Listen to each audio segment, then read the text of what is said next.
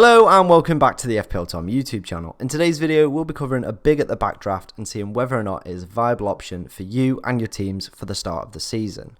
The team that I've built for today's video prioritises defensive assets, however unlike most big at the back drafts, this contains some serious firepower going forward.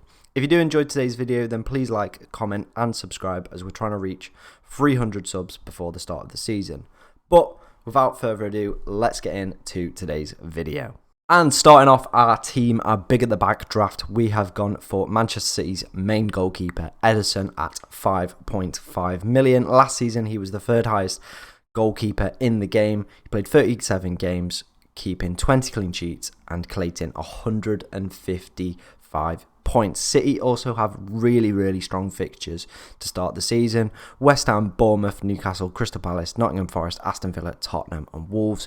Obviously Tottenham and West Ham are probably the only two in there that City potentially could have a little slip up, but I can't really see that happening. They're a super strong team, super strong defence as well. Obviously, last season, only conceded 26 goals and kept 21 clean sheets. The joint best defence in the league with Liverpool. Unlike Liverpool, though, they had better XG conceded. So, they are just the far superior defence. And Ederson represents our goalkeeper slot. But the big question for me, is he value for money at 5.5 million? I do believe that potentially going for a 4.5 or a 5 million goalkeeper could represent better value for your team. But for this draft, we have included him. Let me know down in the comments below, where are you kind of at with your thought process around goalkeepers? Do you believe that you should potentially go for an Ederson or an Alisson, or maybe should you look at other options, other alternatives? Maybe Mendy this year is a really good option at 5 million. But let me know, are you going Ederson or are you looking elsewhere for your goalkeeper slot? Moving into our back line, of course, we'd have to have this man. It is Trent Alexander-Arnold at 7.5 million. Highest scoring defender in FPL last season, where he collated 12 assists and scored 2 goals. He represents amazing value at 7.5 million. He was also got the second most bonus points last season, one behind KDB, so is an absolute bonus point magnet as well. Trent, he's going to be in everybody's team. He's very nailed. It's just a real no-brainer there, to be honest. Using one of your Liverpool spots on Trent is just a real easy no-brainer, especially when we're going for a big at the back draft. And moving on to our next defender, we have got Ben Chilwell from Chelsea. Last season, absolutely riddled with injury, but when he was fit, he was very impressive. 7 games played for him, 3 goals and 1 assist, and collected 55 points along the way. Had a brilliant goals plus assists per 90 last season of 0.66. To put that into context, Trent's last year was 0.44. Obviously, Chilwell did only play 7 games, but you imagine if he could keep up them numbers throughout the season. Obviously, there'd be a little bit of a decline, but if he can put up similar numbers to Trent, he'd represent amazing value at 6 million. Chelsea also have really good fixtures to start off the season. Everton away, Tottenham at home, Leeds away, Leicester at home, Southampton away, West Ham at home, Fulham away, and Liverpool at home in game week 8. Obviously, the Tottenham and Liverpool games aren't ideal, but with a top team like Chelsea, you aren't imagining that they're going to get walloped, and Chilwell and James are definitely going to get opportunities to exploit them. Let me know what your thought process is around Ben Chilwell. I've seen a lot of people include him. I've seen a lot of people not include him, but at 6 million, could he be like an absolute bargain and an amazing value? Let me know down in the comments below. Moving away from Chilwell, we do move to the other Chelsea wingback, and it is Reece James. Last season, 26 games, 5 goals, 9 assists, the second highest scoring Chelsea defender as well, only behind Rudiger, and he was only 9 points behind Rudiger, despite playing 8 games left. 8 games less. And he only was 9 points behind. It shows how amazing value these wingbacks are for our side. Reece James as well at 6 million. Absolute steal if he can keep himself fit. He was the 10th highest scoring defender as well last season, despite only playing 26 games. The only big question mark around the two Chelsea boys is what formation are Chelsea going to be playing this year? Will it be a 5? Will it be a 4? If they do play a 4, you do feel that potentially they could have lesser impact on the game, and potentially we could see like their output decrease, but that is something to kind of consider as we go into the season. Maybe check pre-season how kind of Chelsea are lining up, but it's always hard to determine because pre-season's a little bit of just like getting everyone minutes, getting everyone fit, seeing where people are at. So it's really difficult to kind of tell. Another big concern with the Chelsea defence is the potential of the new additions. So obviously Koulibaly, Kimpembe's been linked as well. How are these guys going to fit in?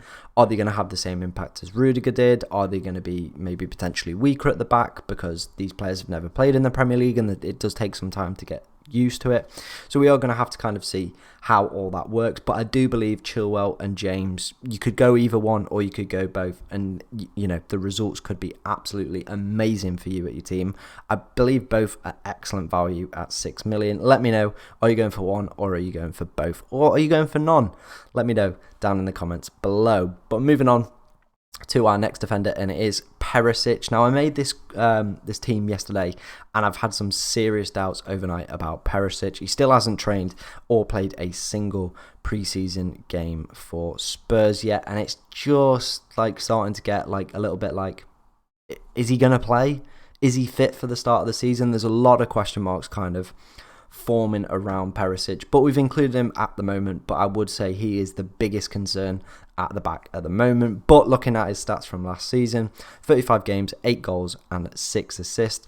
Worked under Conte previously as well at Inter, and he got the best out of him during that time within a wing-back role as well, which is what we absolutely love to see. Conte loves his wing-backs as well. Always gets the absolute best out of them. Think of the last time he was in the Premier League with Chelsea. You had Marcos Alonso and you had Victor Moses, and I believe that he's probably the reason that, you know, the fullback and wing-backs kind of have evolved so fast in the Premier League is because of his influence within the league a few years ago.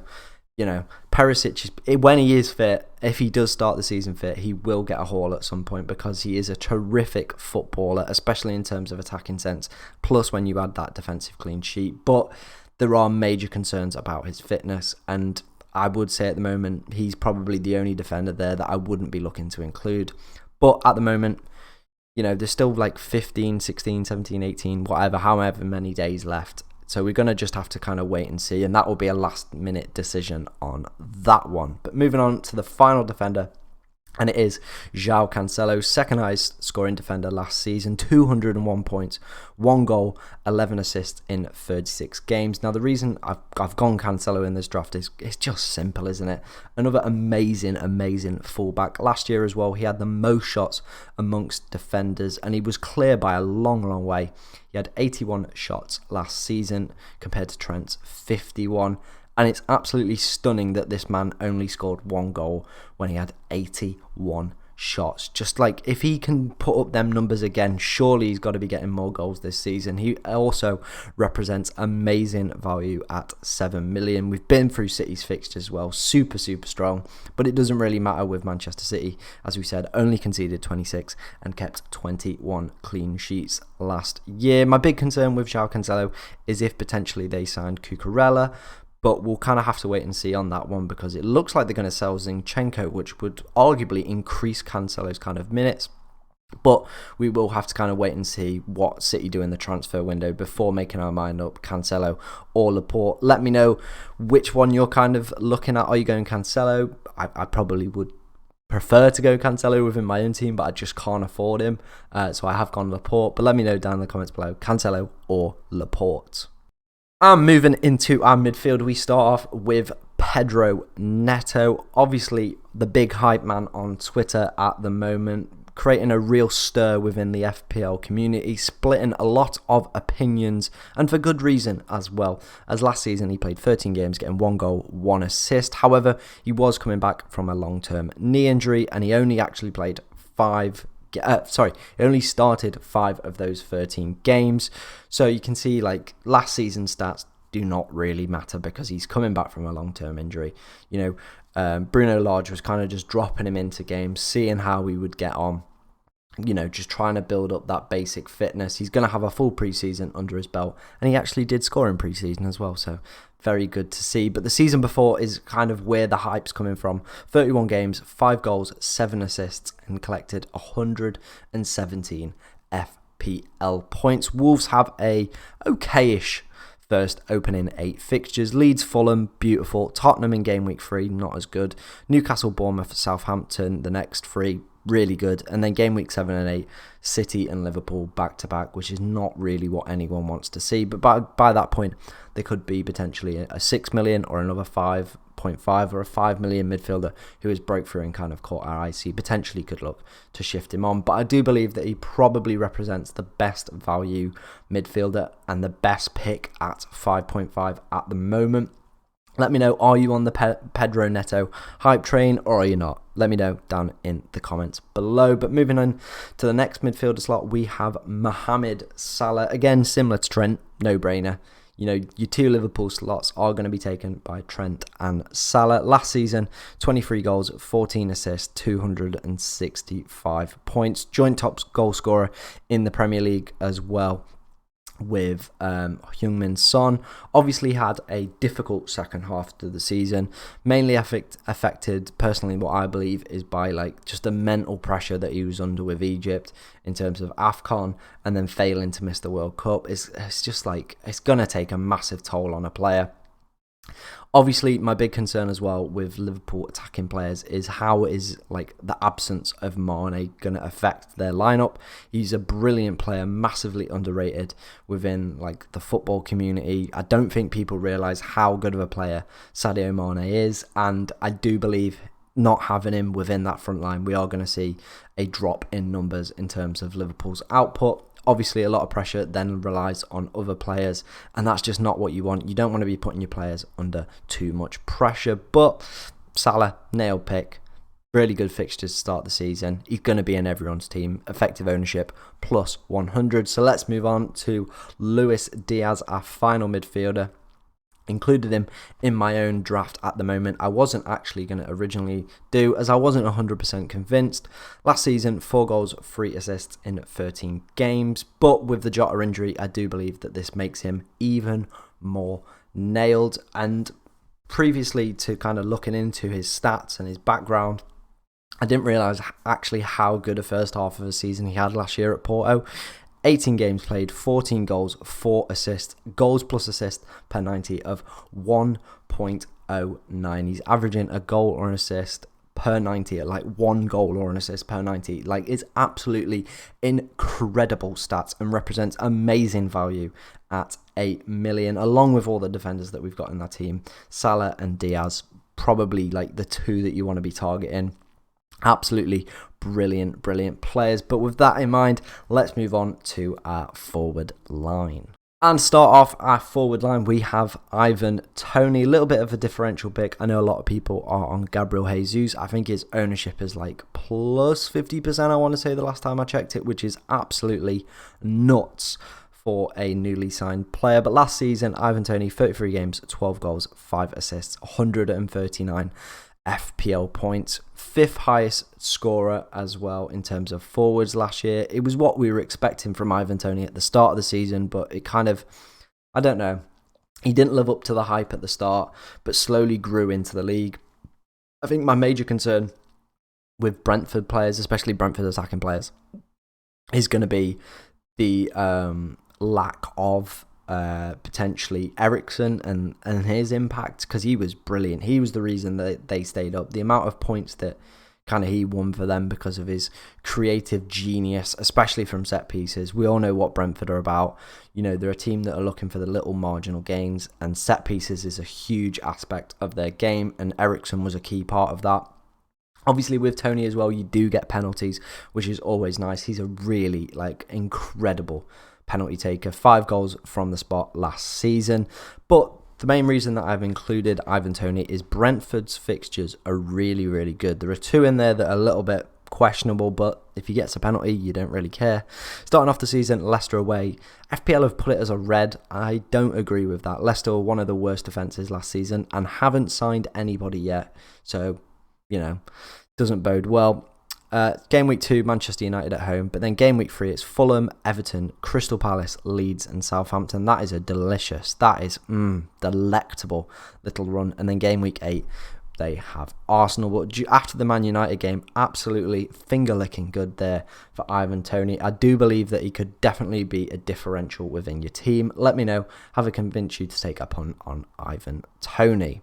And finally, moving on to our final striker spot. Of course, it had to be this man. It is Erling Haaland. Last season, 24 games, 22 goals, 8 assists, 6 goals from the penalty spot as well last season. So potentially could be throwing his hat into the ring to be taking penalties for Manchester City. Obviously, they missed quite a few last year. There was a bit of rotation between Mahrez and Kevin De Bruyne. Will Haaland kind of put his foot down and maybe take penalties? Extra points for us. We love it.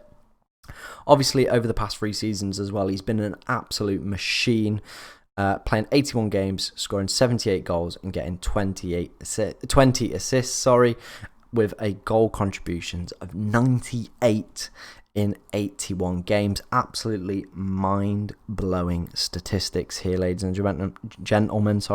Goals plus assists per 90 as well, 1.41.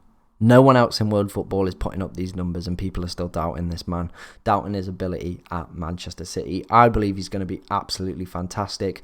A lot of people are potentially suggesting go for Harry Kane, but the only reason I'd be doing that is if I was going to captain Harry Kane in game week 1, but I think you just got to go Salah game week 1. Early, get it out, just a standard captaincy pick, especially when Haaland has Bournemouth in game week 2 and in game week 5 Nottingham Forest. Easy captaincy picks there for the big man up front. Moving on to our bench as well, 4 million goalkeeper, easy. Andreas Pereira, who's just moved from Manchester United to Fulham, I believe, and I've accidentally put 2 forwards on here.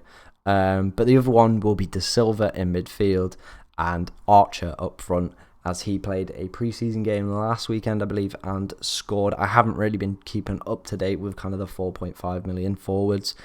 Yeah, they're just going to be third sub, aren't they, on the bench, to be honest, most weeks. But yeah, if one kind of does emerge, I will let you know, and I will include them on my latest draft. But with that in mind, there is our big at the back draft. If you did enjoy today's video, please please subscribe. Like I said, we're trying to hit 300 subs before the end of the season. It would be absolutely amazing if we can do that. But if you have enjoyed today's video, thank you very much for watching and have a really good rest of your day.